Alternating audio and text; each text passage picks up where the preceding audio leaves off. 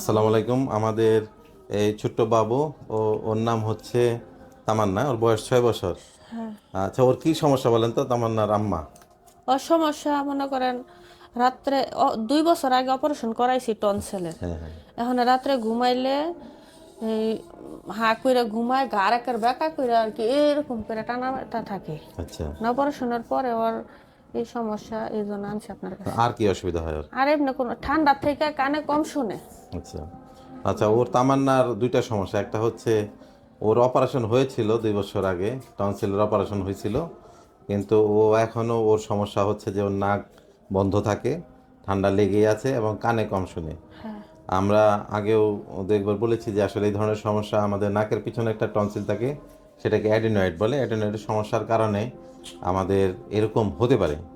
তো অনেক সময় অ্যাডিনয়েডটা হয়তো সে সময় ছোট ছিল, হয়তো সঠিকভাবে সেই সময় অপারেশনটা, যদি অনেক সময় ছোট থাকলে আমরা অপারেশন করি না, পরবর্তীতে অনেক সময় অ্যাডিনয়েডটা বেড়ে যায়, সেটা একটা হতে পারে। আবার অনেক সময় দেখা যাচ্ছে করলেও যদি বেশি অল্প বয়সে করা হয়, এটা আবার অনেক সময় আবার হতে পারে। তো ওর আসলে আমরা একটা এক্স রে করিয়েছি। বিষয়টা এক্স রেটা বোঝানোর জন্যই মূলত ওকে আমি নিয়ে এসেছি। আমরা যদি ওর এক্স রেটা দেখি, এইটা একটা এক্স রে, হ্যাঁ। তাহলে এটা হচ্ছে ওর নাক, এটা আমাদের নাক মাথার একটা এক্স রে। তো এই নাক দিয়ে বাতাসটা ঢুকে, অক্সিজেন বা বাতাস যাই বলি না কেন, এই নাকের চতুর্পাশে বাতাসগুলো কিন্তু ঘূর্ণায়মান হয়।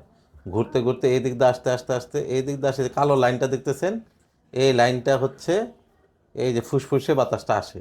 তাহলে আমরা দেখতে পাচ্ছি যে এইখানে এই যে কালো লাইনটা খুব চিকন হয়ে গেছে, এবং এই জায়গার মধ্যে যে একটা মাংস বাড়তি আছে, এটাই হচ্ছে আমাদের সেই নাকের পিছনে যে টনসিল, যেটাকে অ্যাডিনয়েড বলে। এই জায়গাটাতে এটা হচ্ছে আলাজিব্বা।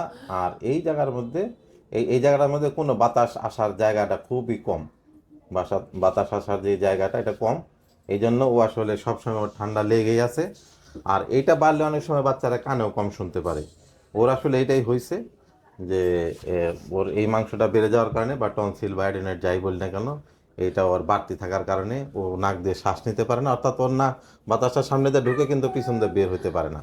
এই জন্য ও রাতের বেলা হা করে ঘুমাবে, নাক ডাকবে, এই ধরনের অসুবিধা ওর হতে পারে আর কি। ঠিক আছে, তাহলে আমরা ওর দেখা যাক। আর যেই পরিমাণ বাড়তি, এটা আসলে অপারেশনই ওর ফাইনাল চিকিৎসা। অপারেশন করে এই জিনিসটাকে সমাধান করে দিলে ইনশাল্লাহ আশা করি পুরোপুরি ও সুস্থ হয়ে যাবে।